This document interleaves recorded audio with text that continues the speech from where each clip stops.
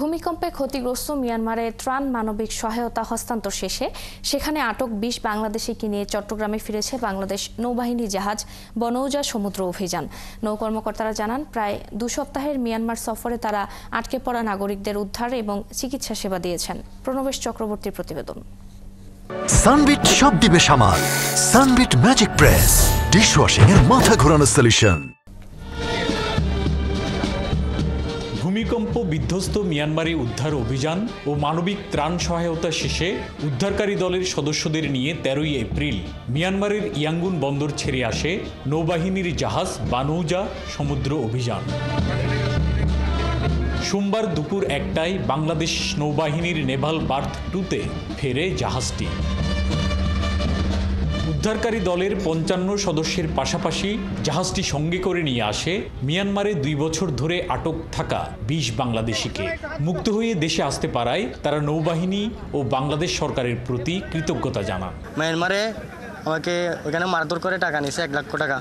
১ লক্ষ টাকা নেওয়ার পরে আমাকে ৮-৯ দিন পরে আমাকে আবার বড় বুড়ে উঠে দেওয়া হয়, যে নাকি মালয়েশিয়ার বুড়ে, ওই মালয়েশিয়া যাওয়ার জন্য বুড়ে উঠে দেওয়া হয়। সাগরে আমরা প্রায় ৬-৭ দিন ছিলাম। ৬-৭ দিনের মধ্যে আমরা ওইখানে মিলিটারির কাছে ধরা খাইছি। ধরা খাওয়ার পরে আমাদেরকে জেল মারছিল, জেলে আমরা ২ বছর পর্যন্ত ছিলাম। নৌবাহিনীর কর্মকর্তারা জানান, ফিরে আসা ২০ বাংলাদেশি ২ বছর যাবৎ মানব পাচারের শিকার হয়ে মিয়ানমারে আটক ছিল।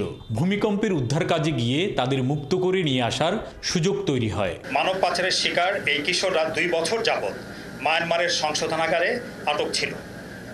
তাদের প্রত্যাবর্তনে এই ২ দেশের পররাষ্ট্র মন্ত্রণালয়ের মধ্যে দীর্ঘদিন ধরে কূটনৈতিক আলোচনা চলমান ছিল।